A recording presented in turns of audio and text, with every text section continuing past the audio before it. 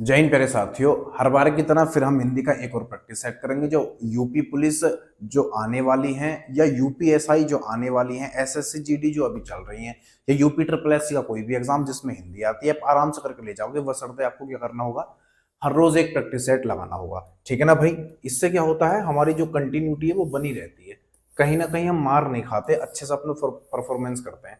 तो पहले ही सवाल आपके सामने ही आ चुका है। क्या कह रहा है देखना सवाल के अंदर।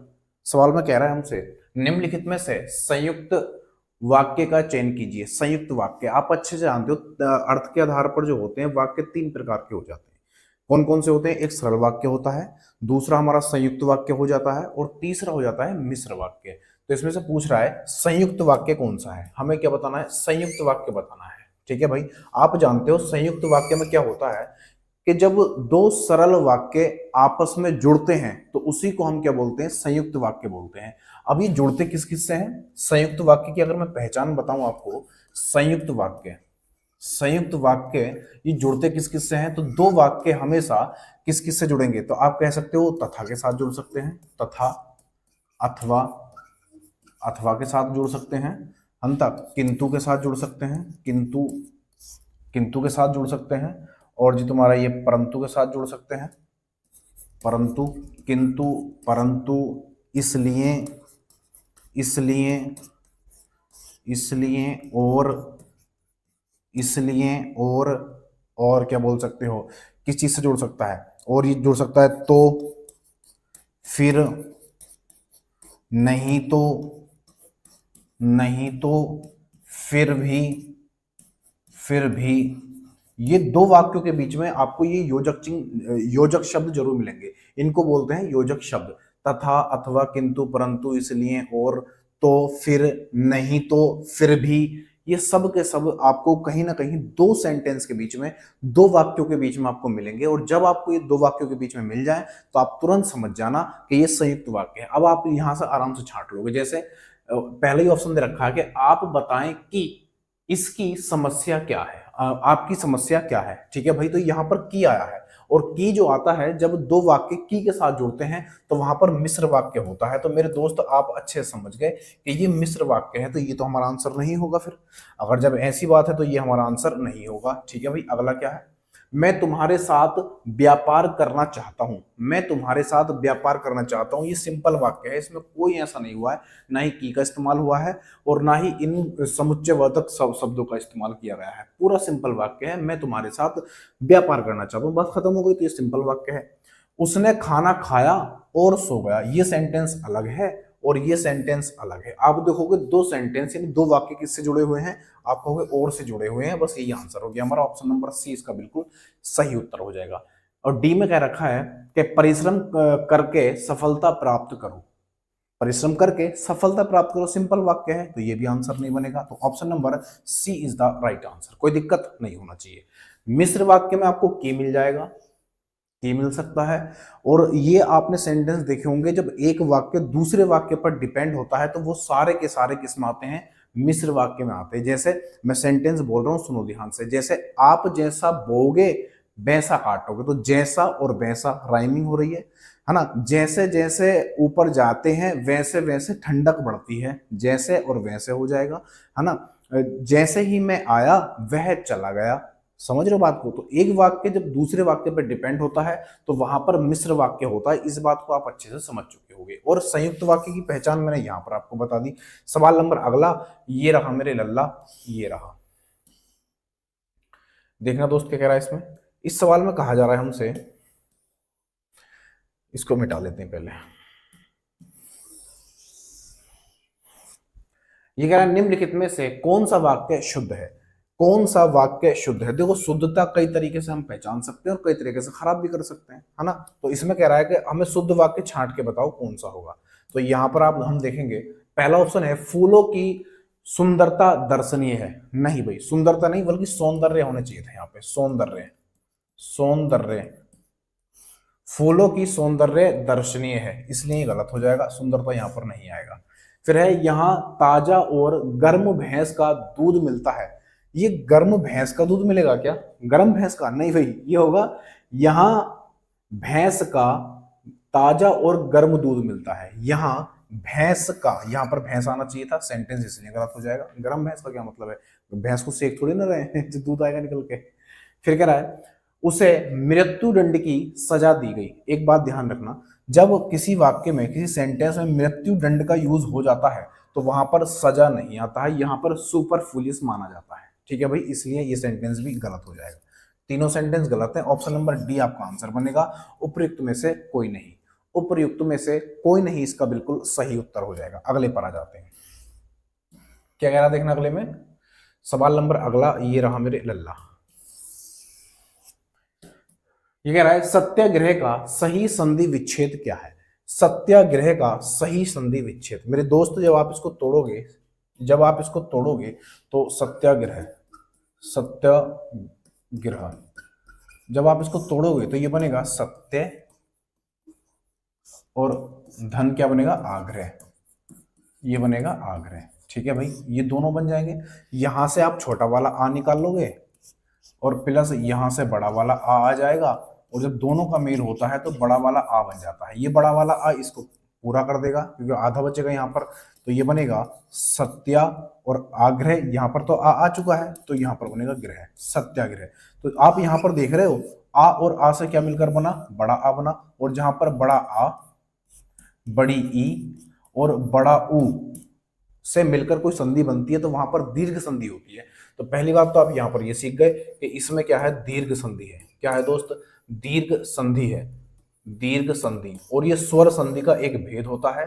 स्वर संधि, स्वर संधि कितनी होती है तो आप कहोगे 5 प्रकार की हो जाती हैं। ठीक है भाई, स्वर संधि 5 प्रकार की होती है और उसमें से ये क्या है, एक इसका भेद है। तो आपको आंसर मिल चुका होगा, बोले हाँ भैया हमें आंसर मिल गया, सत्य प्लस आग्रह ऑप्शन नंबर डी में दे रखा है। ऑप्शन नंबर डी इसका बिल्कुल सही है। यहाँ पर सत्या और यहाँ पर ग्रह गलत हो जाएगा, यहाँ पर सत और यहाँ पर आग्रह इसलिए गलत हो जाएगा, यहाँ पर सत्य प्लस ग्रह नहीं होना चाहिए था इसलिए गलत हो जाएगा। ठीक है भाई, सवाल नंबर अगला ये रहा मेरे लल्ला। क्या कह रहा दोस्त, ठीक है इसको मिटा लेते हैं। इसमें से कह रहा है हमसे निम्नलिखित में से शुद्ध वाक्य, शुद्ध भाग का चयन कीजिए। शुद्ध भाग का चयन कीजिए, शुद्ध भाग का, सॉरी अशुद्ध भाग का, अशुद्ध भाग का चयन कीजिए। ये कह रहा है धनवान को व्यर्थ बेकार में सहायता देकर कोई लाभ नहीं होगा। बिल्कुल सही बात है, जो पहले ही धनवान है तो उसको और धन देकर क्या हेल्प करोगे उसकी, कोई वो बेकार ही जाएगी। तो कह रहा है धनवान को व्यर्थ में बेकार, अच्छा व्यर्थ बेकार में, देखो जब व्यर्थ का यूज यहां पर हो गया तो बेकार का तो यहाँ कोई काम ही नहीं होना चाहिए। तो ये सेंटेंस ऐसा होना चाहिए था कि धनवान को व्यर्थ में सहायता देकर कोई लाभ नहीं होगा। बिल्कुल सही हुआ। ठीक है भाई, तो यहां से हम इसको खत्म कर देंगे बेकार को। ये कौन से ऑप्शन में, बोले बी में है, तो ऑप्शन नंबर 20 का बिल्कुल सही उत्तर हो जाएगा। ठीक है भाई, option number 20 is the right answer. अगले पर आते हैं, सवाल नंबर अगला ये रहा मेरे लल्ला। देखना क्या करा है दोस्तों, इसको दो वर्णों के मेल से होने वाले विकार या परिवर्तन को क्या कहते हैं। बढ़िया सवाल है एकदम। क्या कहा इसने, इसने कहा कि दो वर्णों का जब मेल आपस में होता है तो उसके बाद जो विकार या परिवर्तन होता है उसको क्या कहते हैं। तो आपका आंसर आना चाहिए मेरे दोस्त, उसको संधि बोलते हैं। क्या बोलते हैं, संधि। अब मैं इसकी सिंपल सी डेफिनेशन बताऊं तो प्रथम शब्द का अंतिम वर्ण, जैसे मैं यहां पर लिख दूं प्रथम शब्द, प्रथम शब्द का अंतिम, प्रथम शब्द का अंतिम वर्ण तथा दूसरे शब्द का प्रथम, दूसरे शब्द का प्रथम वर्ण के मेल से संधि का विकार होता है या फिर परिवर्तन होता है। जैसे मैं आपको यहां पर एग्जांपल से समझाऊं, देवालय, मैंने लिखा यहां पर देव और प्लस आल्य, ये लिखा देवालय। अब ये जो प्रथम शब्द है, प्रथम शब्द का अंतिम वर्ण यहां पर क्या आएगा, तो आप कहोगे देव, यहाँ बे आएगा। अगर आप ये सोच रहे हो कि यहाँ पर अंतिम वर्ण व है तो आप गलत हो, इस बे में ए छुपा हुआ है, तो आप छोटा वाला आ ले लोगे, प्लस यहाँ से आप क्या लोगे, बड़ा वाला आ ले लोगे। ठीक है भाई, ये जब दोनों आप लोगे तो यहाँ से क्या मिलेगा, आपको मिलेगा यहाँ से बड़ा वाला आ, बड़ा वाला, इन दोनों के मिल से बड़ा वाला आ आपको मिल जाएगा। अब ये क्या बनेगी कंडीशन, कंडीशन बनेगी देव यहाँ पर जो वह है ये हलंत के साथ आएगा क्योंकि आ तो निकल गया यहाँ से, और प्लस यहाँ पर क्या आएगा, ले और यह बच जाएगा यहाँ पर, कोई दिक्कत नहीं होनी चाहिए। अब इन सबको जोड़ दो तो जो आ है बड़ा वाला इस आधे वह को पूरा कर देगा तो बनेगा देवा, और ले यहाँ से बन जाएगा तो ये बनेगा देवा और ले और ये बनेगा देवा ले। खत्म कहानी। ठीक है भाई, बात समझ में आई तो बोलो हाँ। अगले पर आते हैं, इसका आंसर क्या रहेगा, बोले पहला वाला इसका आंसर हो जाएगा।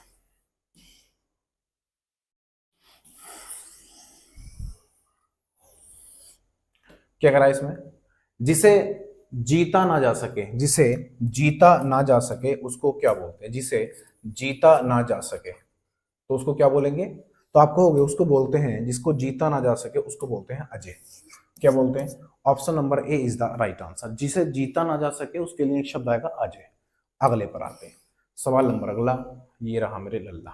देखना क्या कह रहा है इसमें, ये कह रहा है चिरंतन का सही विपरीतार्थक शब्द चुनिए। चिरंतर का, देखो चिरंतर क्या होती है, चिरंतर होती है बहुत समय से चली आ रही कोई भी चीज, कोई वस्तु या कुछ भी, तो बहुत समय से चली आ रही कोई वस्तु या बहुत पुरानी कोई वस्तु, तो उसी को बोलते हैं चिरंतर, काफी समय से आ रही है, चल रही है। अब इसका पूछा है विपरीत, यानी चिरंतर का मतलब जो लगातार चल रही है, जो कभी समाप्त ना हो, और इसका उल्टा बनेगा नश्वर। क्या बनेगा दोस्त, इसका उल्टा बनेगा नश्वर। नश्वर इसका आंसर बनेगा ऑप्शन नंबर ए, जो नष्ट होने योग्य हो, जो नष्ट होने योग्य हो उसको क्या बोलते हैं, नश्वर बोलते हैं। अंत का आरंभ हो जाता है। अगले पर आ जाते हैं, सवाल नंबर अगला, ये रहा मेरे लल्ला। ये रहा नाक का बाल होना मुहावरे का अर्थ क्या है। नाक का बाल होना मुहावरे का अर्थ क्या है, तो आप कहोगे इसका आंसर क्या बनेगा, शत्रु होना, नहीं भाई। दरियादिली होना, दरियादिल होना, नहीं भाई। नाक में बीमारी होना, नहीं भाई। जब भी कोई ऐसा शब्द, यहाँ पर नाक की बात हुई है, यहाँ पर भी नाक की बात हुई है, तो यह आंसर आपका कभी नहीं होगा। जो मुहावरे में शब्दों का यूज किया जाता है और वही आपके ऑप्शन में भी मिलता है, तो वो आंसर आपका कभी नहीं हो सकता, समझ रहे हो। तो ये भी आंसर नहीं बनेगा। ए कारण प्रिय होना बिल्कुल सही आंसर हो जाएगा, ऑप्शन नंबर डी इसका आंसर हो जाएगा। ए कारण क्या होना, प्रिय होना। अगले पर आ जाते हैं, सवाल नंबर अगला, ये रहा मेरे लल्ला। क्या कह रहा है दोस्त इसमें, ये कह रहे हैं कि ये कह रहे हैं 8 कनौजिया 9 चूल्हे, 8 कनौजिया 9 चूल्हे, 8 कनौजिया 9 चूल्हे। लोकोक्ति, ये लोकोक्ति हुआ, लोकोक्ति का अर्थ क्या होता है, तो 8 कनौजिया और 9 चूल्हे हैं, इसका मतलब अलग अलग होंगे, सब अलग अलग होंगे, अलग अलग होंगे। तो मस्त रहना, नहीं भाई। फाका करना, नहीं भाई। अलगाव की स्थिति, हाँ जी ये बन जाए। अलग अलग होना मतलब अलगाव की स्थिति, संपन्नता की स्थिति, नहीं भाई। तो 8 कनौजिया 9 चूल्हे, यानी 8 लोग हैं और 9 चूल्हे हैं, तो सबके अलग अलग होंगे, तो अलगाव की स्थिति, ये हमारा आंसर बन जाएगा। Option number C is the right answer. अगले पर आ जाते हैं दोस्त, क्या कह रहा है इसमें, ये कह रहा है हमसे गौशाला में कौन सा समास है। गौशाला में कौन सा समास है, अच्छा सवाल है। गौशाला में कौन सा समास है, देखो अगर मैं आपसे यहां पर सारी चीजें बताऊं तो आपको एक ही बार में समझ जानी चाहिए। गौशाला में कौन सा समास है, तो गौशाला मतलब गाय के लिए शाला या गायों की शाला। शाला मतलब होता है एक घर, जिसको हम कह सकते हैं निलय बोल सकते हैं, आल्य बोल सकते हैं। तो ये भी एक रहने का घर है, किसका, गाय का रहने का जो घर होता है, तो गायों के लिए घर, और इसमें जहां पर आपको विभक्तियां मिलती हैं, जहां पर आपको विभक्तियां मिलती हैं उसको हम क्या बोलते हैं, तो आपको उसको तत्पुरुष समास बोलते हैं, तत्पुरुष समास। ठीक है भाई, तो यहाँ पर संप्रदान वाला तत्पुरुष समास हो जाएगा, कोई दिक्कत नहीं होनी चाहिए। इसकी पहचान क्या है, इसकी पहचान ये है कि इसमें दूसरा पद प्रधान होता है, इसमें दूसरा पद प्रधान होता है। लेकिन द्विगु की अगर मैं बात करूंगा, द्विगु की अगर मैं बात कहूं तो आपसे पूछ लेगा ऐसा कौन सा शब्द है, ऐसा कौन सा समास है जिसका दूसरा पद प्रधान होता है और पहला पद संख्यावाची होता है। तो इस द्विगु में क्या होता है, पहला पद संख्यावाची होता है, संख्यावाची। ठीक है भाई, संख्यावाची होता है, और दूसरा पद क्या होता है, तो आप कहोगे दूसरा पद हो जाता है संज्ञावाची। क्या भाई, अरे दूसरा पद क्या हो जाता है, संज्ञा, ये फिर से दिक्कत करने लगा यार, संज्ञावाची। ठीक है भाई, तो पहला पद जैसे चौराहा, 4 राहों का रास्ता, यहां पर एग्जांपल से अगर मैं समझाऊं, जैसे चौराहा, चौराहा, है ना, चौराहा हो जाएगा। या फिर यहाँ पर कह सकते हो चौराहा, और कुछ बोल सकते हो। चलो अभी याद नहीं आ रहा है, लेकिन मैं आपको सिंपल भाषा में अगर आप बताऊं तो ऐसा कोई भी शब्द आपको मिल रहा है जिसमें पहला पद संख्यावाची है और दूसरा पद क्या है, उसमें उसमें कोई संज्ञा है ना, तो वो हमेशा क्या होता है, द्विगु समास होता है। और आपको बढ़िया सी एक पहचान बताऊं ना, कभी कभी आप जैसे पंचानन आ गया तो आप सोचोगे यार पंचानन में क्या लगाऊं, पंचानन में क्या लगाऊं, तो आप एक मेरी बात को ध्यान से सुनो। जब भी आपको कोई पहला पद संख्यावाची मिले और दूसरा पद कोई अंग है, तो वहां पर हमेशा बहुब्रीहि होगा। वहां पर क्या होगा दोस्त, हमेशा बहुब्रीहि हो जाएगा। इस चीज को ध्यान रखना, ये ट्रिक है, इस चीज को याद रखना। जैसे पहला पद कोई संख्यावाची है, जैसे पहला पद क्या है, कोई संख्यावाची है, संख्यावाची प्लस और अंग आ जाए, कोई भी अंग आ जाए, आंख कान नाक कुछ भी आ जाए, तो यहां पर हमेशा क्या होगा, तो यहां पर हमेशा क्या होगा, तो यहां पर हमेशा बन जाएगा बहुव्रीहि, बहुव्रीहि। ये चीज आप ध्यान रखना, ठीक है भाई, ये चीज ध्यान। अब आप कहोगे अगर हमें कोई पहला पद संख्यावाची मिला और बाद में अंग ना मिला तो, अगर ना मिला तो आप वहां पर क्या लगाओगे, तो आप वहां पर मेरे दोस्त द्विगु लगा देना। अगर आपको अंग नहीं मिलेगा तो आप वहां पर क्या लगाओगे, फिर आप वहां पर द्विगु लगा देना। ये एक ट्रिक है जो मैं आपको बता रहा हूं, कभी आपका सवाल गलत नहीं होगा, कभी सवाल गलत नहीं होगा, ठीक है ना भाई।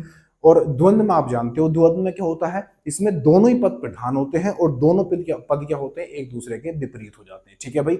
अव्यय भाव में क्या होता है, अव्यय भाव में क्या होता है दोस्त, इसमें क्या होता है, प्रथम पद क्या होता है, प्रधान होता है, और दूसरा पद जो होता है वो क्या होता है, दूसरा पद संख्यावाची होता है। जैसे जैसे आप मैं यहाँ पर कहूँ आमरण, आमरण बोल सकता हूँ, ये थोड़ा बोर्ड दिख कर रहा है जने क्या, जैसे मैं यहाँ पर क्या हुआ इसमें, जैसे यहां पर मैं लिख दूं आमरण, आमरण, आमरण लिख दिया मैंने, आमरण। तो आ क्या है यहाँ पर, एक अपने आप में क्या है, एक ये प्रथम पद है, और प्रथम पद क्या है इसमें, आप कहोगे प्रधान है, प्रथम पद क्या है, प्रधान है।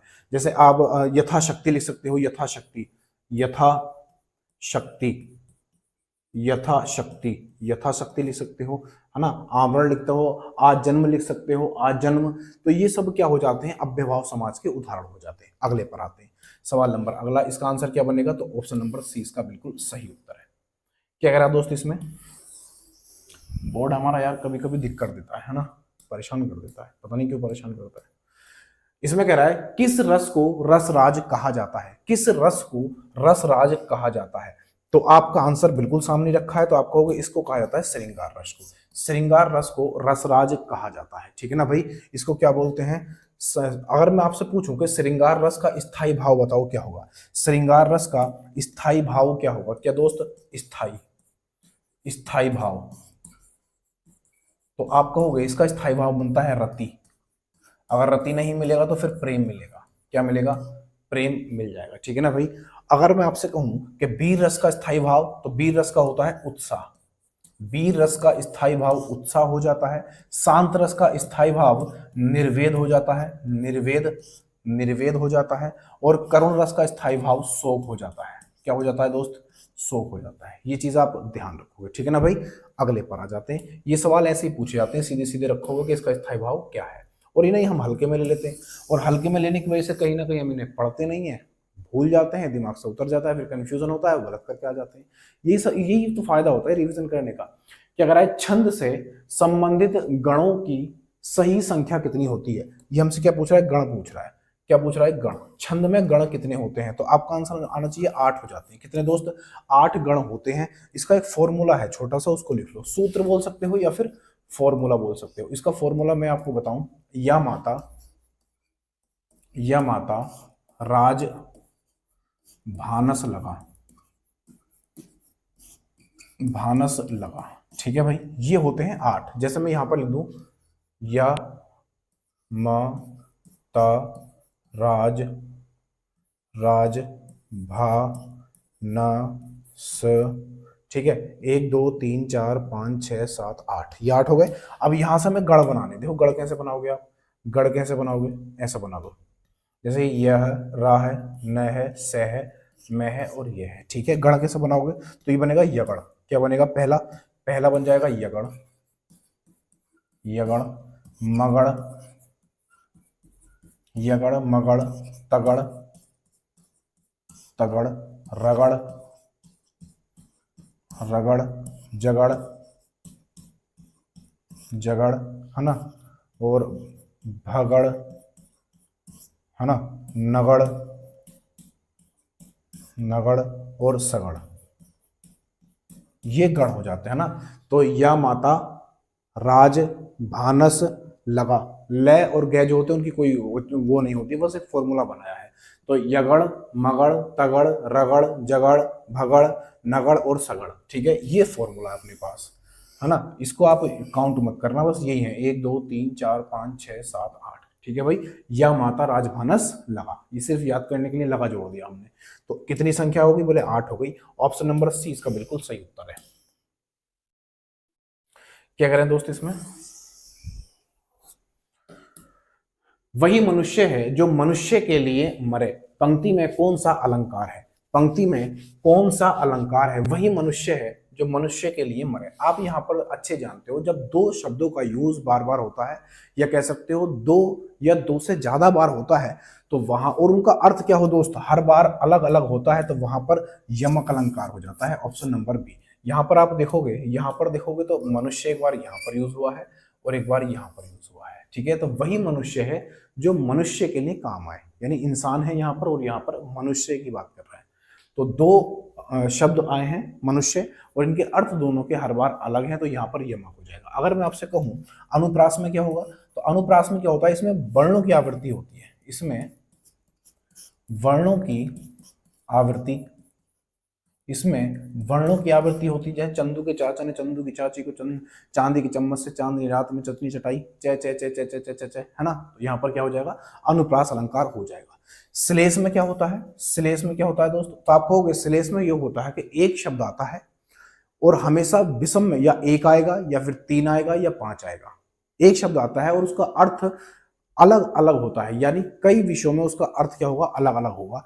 यानी एक ही शब्द इसमें मिलेगा आपको, 1 मिलेगा या फिर 3 मिलेगा या फिर आप कहोगे 5 मिलेगा। हमेशा ऑड नंबर में, ऑड नंबर या विषम संख्या में आपको यहाँ पर शब्द देखने के लिए मिलेंगे। यानी सिंपल सी ट्रिक में बताऊं कि जब किसी वाक्य में किसी भी शब्द का कोई रिपीटेशन ना हो रहा हो, तो आप आंख बंद करके स्लेश मार देना, आपका आंसर बिल्कुल सही जाएगा, ठीक है ना भाई। रूपक में क्या होता है, जब उपमेय और उपमान की अभेद रूप से क्या हो जाता है, अंतर खत्म हो जाता है, अभेद, तो वहां पर रूपक अलंकार हो जाता है, ठीक है ना भाई।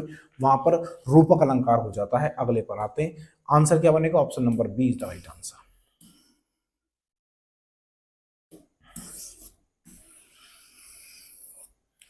ये कह रहा है विनय पत्रिका किस कवि की रचना है, विनय पत्रिका किस कवि की रचना है, तो आपको आंसर मिल गया होगा तुलसीदास। देखो यहां पर ये इंपॉर्टेंट है कि ये विनय पत्रिका किस भाषा में लिखी गई है, ये किस भाषा में लिखी गई है, तो आप कहना ये ब्रज भाषा में लिखी गई है, ब्रज भाषा, ये ब्रज भाषा में लिखी गई है। इनकी एक रचना और है जिसका नाम है रामचरितमानस, रामचरितमानस, रामचरितमानस। सवाल यहां से ये बनता है कि ये किस भाषा में है, तो ये मेरे दोस्त ये अवधी भाषा में है। कई बार ये सवाल पूछा गया है कि रामचरितमानस जो लिखी गई है वो किस भाषा में है, तो अवधी भाषा में हो जाती है, ठीक है भाई। अगले पर आते हैं, सवाल नंबर अगला ये रहा मेरे लल्ला। क्या कह रहा है इसमें, कोई आ रहा है, इस वाक्य में कोई किस प्रकार का सर्वनाम है, कोई किस प्रकार का सर्वनाम है, ठीक है भाई। आंसर बताओ जरा क्या बनेगा इसका, इसका आंसर क्या बन जाएगा दोस्त, अरीना। कोई आ रहा है, कोई आ रहा है, इस वाक्य में कोई किस प्रकार का सर्वनाम है, ठीक है भाई। तो किस प्रकार का सर्वनाम है, तो आपको देखो यहां पर आ रहा है कोई, दो जो होते हैं, एक होता है कुछ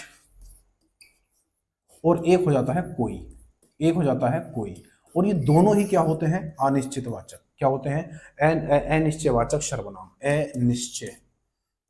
अनिश्चयवाचक, ठीक है भाई, अनिश्चयवाचक सर्वनाम होते हैं। आंसर आपको मिल गया होगा, आंसर आपको मिल गया होगा कहां पर है, अनिश्चयवाचक सर्वनाम। Option number A is the right answer, option number इसका ए बिल्कुल सही उत्तर है, ठीक है ना भाई। ऑप्शन इसका ए बिल्कुल सही उत्तर हो जाएगा, कोई दिक्कत नहीं होनी चाहिए, ठीक है। अब निश्चयवाचक में क्या होता है, निश्चयवाचक में क्या होता है, तो निश्चयवाचक में कौन कौन से आते हैं, यह है, वह, जैसे ये है, वह है ना, यह और वह क्या आते हैं, ये निश्चयवाचक में आ जाते हैं। किस में आते हैं दोस्त, ये निश्चयवाचक में आ जाते हैं। अगला संबंधवाचक। संबंधवाचक की अगर मैं बात करूं, संबंधवाचक में आते हैं जो और सो। जो और सो ये किस में आते हैं, ये संबंधवाचक में आते हैं। निजवाचक में कौन से आते हैं, ये आते हैं स्वयं। जब क्रिया की जिम्मेदारी कर्ता स्वयं अपने ऊपर ले लेता है तो वहां पर निजवाचक सर्वनाम होता है। जैसे आप यहां पर आप लिख सकते हो, आप, स्वयं, आप, खुद, ये सब किस में आ जाते हैं, तो ये निजवाचक सर्वनाम में आ जाते हैं। अगर मैं आपसे कहूं सर्वनाम कितने प्रकार के होते हैं, सर्वनाम कितने प्रकार के होते हैं, तो आप कहोगे 6 प्रकार के होते हैं। कितने, ये सर्वनाम 6 प्रकार के होते हैं। पहला निश्चयवाचक, पहला हो जाता है निश्चयवाचक हो जाता है। और दूसरे की अगर मैं बात करूं, दूसरा कौन सा हो जाता है, तो दूसरा बन जाता है अनिश्चयवाचक। अनिश्चयवाचक हो जाता है, ठीक है भाई। तीसरा क्या बनता है, तो तीसरा बन जाता है संबंधवाचक हो जाता है, ठीक है भाई। चौथा क्या बन जाता है, निजवाचक बना दो, निजवाचक हो जाता है। पांचवा क्या होता है, आप कहोगे प्रश्नवाचक, ये प्रश्नवाचक हो जाता है। और छठा क्या होता है, तो आप कहोगे पुरुषवाचक, ठीक है भाई। ये 6 हो जाते हैं। निश्चय में मैंने बता दिया, ये है और वह होते हैं सर्वनाम। अनिश्चयवाचक में क्या होता है, कुछ और कोई हो जाता है, ये किस में आता है, अनिश्चयवाचक में आता है। संबंध में मैंने आपको बताया था जो और सो आ जाता है। निजवाचक में क्या आता है, स्वयं, आप, खुद आ जाता है। और प्रश्नवाचक में आपको मिलेगा क्या, कोई, सॉरी क्या नहीं है, कोई नहीं, क्यों, यहां पर आपको क्यों मिल जाएगा, यानी प्रश्नवाचक शब्द आपको मिलेंगे, कहां, कौन, कैसे, ये शब्द मिलेंगे। और लास्ट में वाक्य का आपको क्या मिलेगा, प्रश्नवाचक चिन्ह मिल जाएगा। पुरुषवाचक की अगर बात करूं तो 3 तरह का हो जाता है, उत्तम पुरुष, एक उत्तम पुरुष हो जाता है, और दूसरा हो जाता है मध्यम पुरुष हो जाता है, और तीसरा हो जाता है अन्य पुरुष, ठीक है। ये 3 तरह के हो जाते हैं। उत्तम पुरुष में क्या आता है, तो आप कहोगे मैं और हम आता है। और मध्यम पुरुष में तुम और आप आता है। और अन्य में क्या आ जाता है, यह, वह, नाम आता, किसी का नाम आ सकता है, यह, वह, बे, ये सब किस में आएंगे, अन्य पुरुषवाचक में आ जाते हैं। तो 6 प्रकार के हो जाते हैं। अगर मैं आपसे ये भी पूछूंगा कि मूल सर्वनाम कितने होते हैं, मूल सर्वनामों की संख्या कितनी होती है, तो आपको 11 हो जाती है, ठीक है भाई। 11, मैं, तू, आप, यह, वह, जो, सो, कौन, क्या, कुछ, कोई, ये सब के क्या बन जाते हैं, तो आप कहोगे ये मूल सर्वनाम है 11 जो मैंने अभी लिए थे। काम खत्म हो गया इनका। अगले पर क्या कह रहा है, राज्यपाल में कौन सी संख्या है, राज्यपाल में कौन सी संख्या है, अच्छा सवाल है। राज्यपाल में कौन सी संख्या है, राज्यपाल, ऐसे शब्द जो पूरी जाति का बोध कराते हैं उन्हें क्या बोलते हैं, तो आप कहोगे उनको जातिवाचक बोलते हैं। जैसे मैं यहां पर और बात करूं, राज्यपाल, प्रधानमंत्री हो सकता है ना। और अध्यापक, जैसे अध्यापक हो सकते हैं, है ना, अध्यापक हो सकते हैं। तीसरे की अगर मैं बात करूं तो कुछ भी हो सकता है, जैसे मैं यहां पर अखबार ले लूं, अखबार, देखो यहां पर मैंने अखबार की बात की है।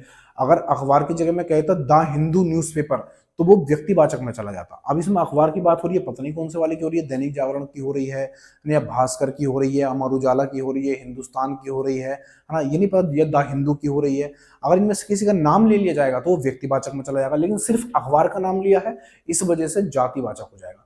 जैसे मैं यहाँ पर चौथा अगर कहूँ पहाड़, पता नहीं कौन से पहाड़ की बात हो रही है, तो पहाड़ हो गया। जैसे पर्वत का नाम ले सकते हो, पर्वत, पता नहीं कौन से पर्वत की बात हो रही है, हिमालय पर्वत है, अरावली पर्वत है, या सिंधु।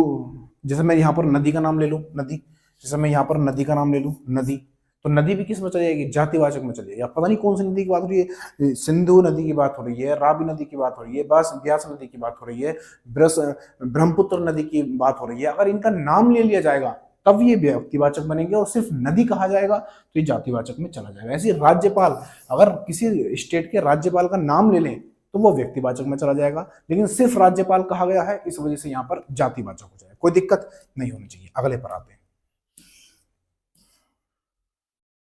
क्या कह रहा है इसमें, ये कह रहा है परिमाणवाचक क्रिया विशेषण अव्यय है। परिमाणवाचक क्रिया विशेषण अव्यय, पहले बात तो आप ये बताओ कि परिमाणवाचक में होता क्या है। तो आप कहोगे परिमाण में नापने की और तोलने की बात होती है, यानी माप और तोल, माप तोल की बात होती है। ये बात आप अच्छे जानते हो, बोले हाँ हम जानते हैं। तो मापना तोलना सर्वदा होगा? नहीं भाई, सर्वदा नहीं होगा, सर्वत्र नहीं, इतना गलत, ये भी नहीं, इतना हो जाएगा। इतना क्या है, माप तोल की है, माप तोल की बात कर रहे हैं इतने की। अब पता नहीं कितना, इतना, इतना या इतना पता नहीं चल रहा। जैसा और मैं यहाँ पर लिख दिया थोड़ा, थोड़ा भी क्या होगा, थोड़ा, ये भी क्या बनेगा, माप तोल की क्रिया मांगेगी, परिमाणवाचक बन जाएगा थोड़ा। या फिर आप कह सकते हो काफी, ये एक बार पूछा भी गया है, काफी, बस कहते नहीं कि आप चाय या कुछ दे देते, नहीं नहीं नहीं, बस काफी है तो नहीं। तो काफी भी किसी न किसी मापने की या तोलने की प्रक्रिया को बताता है, ठीक है ना भाई। अगले पर आते हैं, सवाल नंबर अगला, ऑप्शन सी इसका आंसर हो जाएगा। क्या कह रहा है दोस्त इसमें, निम्नलिखित में से किस में अकर्मक क्रिया है, निम्नलिखित में किस में अकर्मक क्रिया है। अकर्मक क्रिया की पहचान क्या होती है, अकर्मक क्रिया की पहचान करने के लिए, ये सकर्मक क्रिया की पहचान करने के लिए हम क्या करते हैं, देखो जब आपको क्या या किसको लगाकर आंसर नहीं मिलता है तो वहां पर अकर्मक क्रिया होती है। और अगर आपको सकर्मक क्रिया की बात करूं, सकर्मक क्रिया, सकर्मक क्रिया की बात करूं तो आप इसको पहचानने के लिए या तो आप क्या या फिर किसको, या फिर किसको लगाकर देख लो। अगर आपको आंसर मिल जाता है तो वो सकर्मक होता है, और अगर नहीं मिलता है, अगर नहीं मिलता है क्या या फिर किसको, सबसे अच्छा फार्मूला है किसको। अगर आपको आंसर नहीं मिलता है तब आप अकर्मक है। लेकिन कभी कभी ऐसा भी होता है कि आपके सेंटेंस में ऑब्जेक्ट नहीं होता है लेकिन लगाया जा सकता है। दूसरी पहचान क्या है, दूसरी पहचान ये है कि कभी कभी आपके सेंटेंस में सकर्मक क्रिया पहचानने के लिए या अकर्मक क्रिया पहचानने के लिए उसमें कर्म मौजूद नहीं होता है लेकिन उसमें लगाया जा सकता है। अगर ऐसा है तब भी वो सकर्मक बनेगा। जैसे मैं यहां पर बात करूं, शिशु सो रहा है, शिशु सो रहा है, तो ये क्या है भाई, अब आप लगाकर देख लो, शिशु क्या कर रहा है, शिशु क्या सो रहा है, आ रहा है मिलने, नहीं मिल रहा, नहीं पता चल रहा कि क्या सो रहा है, पता नहीं क्या सो रहा है। तो यहाँ पर ये क्या बनेगा, अकर्मक क्रिया बनेगा, यही आंसर बनेगा, फिर यही आंसर बन जाएगा। जैसे बालक खेल रहा है, तो यहाँ पर हम कर्म लगा सकते हैं, हालांकि इसमें दिया नहीं है लेकिन लगाया जा सकता है। जब लगाया जा सकता हो तो वहां पर क्या होती है, सकर्मक क्रिया होती है। जैसे बालक क्रिकेट खेल रहे हैं, क्रिकेट लगा कर देख लो, आ जाएगा आराम से, कोई दिक्कत नहीं। हॉकी खेल रहे हैं, यानी कि क्रिया कैसी है, सकर्मक है। जिस क्रिया के साथ कर्म लग ही नहीं सकता वहां पर अकर्मक क्रिया होती है। लेकिन ऐसी कोई क्रिया है जो आपके सेंटेंस में है और उसके साथ हम कर्म लगा सकते हैं भले ही हमें दिया ना हो, तो वहां पर आप समझ जाना सकर्मक क्रिया होगी।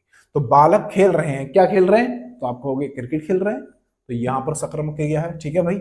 यहां पर छात्र पढ़ रहे हैं, क्या पढ़ रहे हैं, किताब पढ़ रहे हैं, मिल जाएगा आपको जवाब, तो ये भी सकर्मक क्रिया हो जाएगी, ये भी सकर्मक है। छात्र लिख रहा है, क्या लिख रहा है, निबंध लिख रहा है, यहां पर भी आपको मिल जाएगा।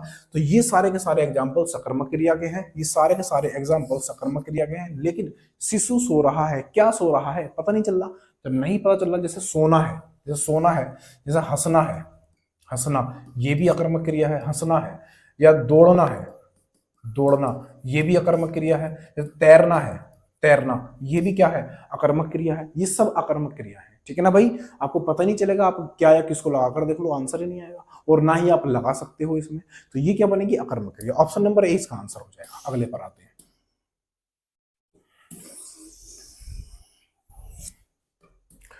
विशेषण शब्द किस संज्ञा सर्वनाम की विशेषता बताते हैं, उसे क्या कहते हैं। बढ़िया, क्या पूछा इसने, इसने पूछा कि जो विशेषण होते हैं, विशेषण शब्द, विशेषण शब्द किस संज्ञा सर्वनाम, संज्ञा या फिर सर्वनाम की विशेषता बताते हैं, उसे क्या कहते हैं। तो आप अच्छे जानते हो, संज्ञा या सर्वनाम, संज्ञा की विशेषता बताए ये विशेषण, या फिर सर्वनाम की विशेषता बताए। तो जब संज्ञा और सर्वनाम की विशेषता बताई जाती है तो यही संज्ञा और सर्वनाम क्या बन जाते हैं, विशेष से बन जाते हैं। क्या बनते हैं, विशेष से बन जाते हैं। जैसे मैंने लिखा राम, है ना, अच्छा अच्छा लड़का है। राम अच्छा लड़का है, ये लिखा मैंने। अब यहां पर लड़का क्या है, आपको संज्ञा हो जाएगी, संज्ञा, ठीक है। लेकिन जब इस संज्ञा की विशेषता बता दी, अच्छा होना, ये क्या है, विशेषण है। ये क्या है, विशेषण है, ये विशेषण है। लेकिन ये संज्ञा नहीं रही, ये क्या बन गई, विशेष्य बन गई, विशेष्य। राम लड़का है ये होता तो ये संज्ञा हो जाती है, लेकिन अब ये संज्ञा, जब इस संज्ञा की विशेषता बता दी तो ये विशेष्य बन जाएगा। तो आंसर क्या बनेगा, ऑप्शन नंबर बी इसका बिल्कुल सही उत्तर हो जाएगा। प्रिविशेषण क्या होता है, जैसे यहां पर है प्रिविशेषण, यहां पर राम के बाद आप बहुत जोड़ दो, बहुत, बहुत। अब मैंने यहां पर लिख दिया राम बहुत अच्छा लड़का है, मैंने यहां पर लिख दिया राम बहुत अच्छा लड़का है। अब ये तो हो गया संज्ञा यानी विशेष्य हो गया, और ये जो हो गया अच्छा, अच्छा क्या है, यहाँ पर विशेषण है, और इस अच्छे की भी विशेषता बता दी। और जब इस विशेषण की विशेषता बताई जाती है तो वहां पर होता है प्रिविशेषण। कोई दिक्कत नहीं होनी चाहिए। अगले पर आते हैं, सवाल नंबर अगला, ये रहा मेरे लल्ला।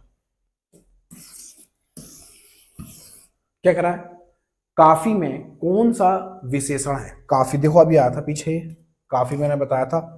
तो आप कहोगे काफी जो आता है ना वो परिमाण के अंतर्गत आता है, किसके, परिमाण के अंतर्गत आता है। तो इसमें तो परिमाण है नहीं, दो ऑप्शन तो खत्म हो गए। अब बात आती है कि निश्चयवाचक परिमाण है या फिर अनिश्चयवाचक परिमाण है। तो आप बताओ काफी, क्या आपको पता चल रहा है कितने की बात हो रही है, काफी है रहने दो, पता नहीं चल रहा कितना है, थोड़ा है, ज्यादा है, नहीं हो रहा, काउंटिंग ही नहीं हो सकती। और जहां पर काउंटिंग नहीं होती है तो वहां पर क्या होता, अनिश्चयवाचक, अनिश्चय परिमाणवाचक बन जाएगा, निश्चय नहीं बनेगा, निश्चय नहीं बनेगा। 2 किलो तेल, 2 किलो आटा, ये होता तो निश्चयवाचक होता, लेकिन अब नहीं होगा क्योंकि काफी की बात हो रही है। जब काफी की बात हो रही है तो अनिश्चयवाचक परिमाण हो जाएगा। ऑप्शन नंबर 20 का आंसर था। अगले पर आते हैं, क्या कह रहा दोस्त, निम्नलिखित में से अघोष वर्ण कौन सा है, निम्नलिखित में से अघोष वर्ण कौन सा है, अघोष, बढ़िया सवाल है। अघोष वर्ण देखो, अगर मैं सारे घोष घास की बात करूं जितने भी हैं, देखो प्रत्येक वर्ग का, देखो एक होता है अल्पप्राण, अल्पप्राण, ठीक है, एक होता है महाप्राण, सारी बातें खत्म कर देता हूं मैं आज, महाप्राण, ठीक है भाई। इसमें क्या होता है, प्रत्येक वर्ग का पहला, तीसरा और पांचवा, प्रत्येक वर्ग का पहला, तीसरा, पांचवा जो वर्ण होता है वो हमारा क्या कहलाता है, अल्पप्राण कहलाता है। और इसके अंदर अंतस्थ व्यंजन भी आते हैं, ये रे, ले और बे, ये आ जाते हैं। इसमें क्या होता है, महाप्राण में प्रत्येक वर्ग का दूसरा और चौथा जो वर्ण होता है वो महाप्राण होता है। इसमें क्या आता है, इसमें ट्रिपल से ये वाला, से ये वाला, से ये वाला, और इसके साथ है भी आ जाता है, ट्रिपल से और है आ जाते हैं इसमें। अब एक आता है हमारा इसमें क्या, अल्पप्राण, महाप्राण, एक होता है घोष, एक हो जाता है घोष, या इसी को हम सघोष भी बोलते हैं, इसी को हम क्या बोलते हैं दोस्त, सघोष भी बोलते हैं। इसमें क्या होता है, इसमें होता है प्रत्येक वर्ग का, प्रत्येक वर्ग का तीसरा, चौथा और पांचवा वर्ण जो होता है वो क्या होता है, घोष हो जाता है। और इसके साथ कौन कौन आता है, इसके साथ आता है ये, रे, ले और वे, अंतस्थ व्यंजन आते हैं, और साथ में है भी आता है इसके साथ, यानी है भी क्या है, अपने आप में घोष है। लेकिन यहां पर अगर मैं बात करूंगा इस यहां पर, तो एक होता है अघोष, अघोष। अब इस अघोष में क्या आता है, तो प्रत्येक वर्ग का पहला और दूसरा जो वर्ण होता है वो क्या होता है, अघोष होता है। और साथ में क्या आता है, ट्रिपल से, ये वाला से, ये वाला से और ये वाला से, बस इसके साथ है नहीं होता है इसमें आ जाता है। तो आप समझ गए होंगे बात को, आपका आंसर मिल गया होगा। तो क्या पूछा, अघोष। अघोष में देखो आ तो स्वर है, ज नहीं होगा, ह नहीं होगा, हा तो इसमें आता है, तो घोष है। ये भी आंसर नहीं, ये भी नहीं, ये भी नहीं, एक ही बचा, ऑप्शन नंबर डी। यहाँ पर अघोष आप देख रहे हो, अघोष है। ये वाला विषय अघोष होता है, ये विषय अघोष होता है। सारी प्रक्रियाएं खत्म, सारी चीजें खत्म हो गई, ठीक है भाई। ये नोट कर लेना इसको कहीं पे। अगले पर आते हैं, सवाल नंबर अगला, ये रहा मेरे अल्लाह। अच्छा सेम है, सेम है दोस्त, सेम है। तो दोस्त आज के लिए इतना ही रखते हैं। क्लास कैसी लगी कमेंट करके जरूर बताना, बहुत मेहनत लगती है।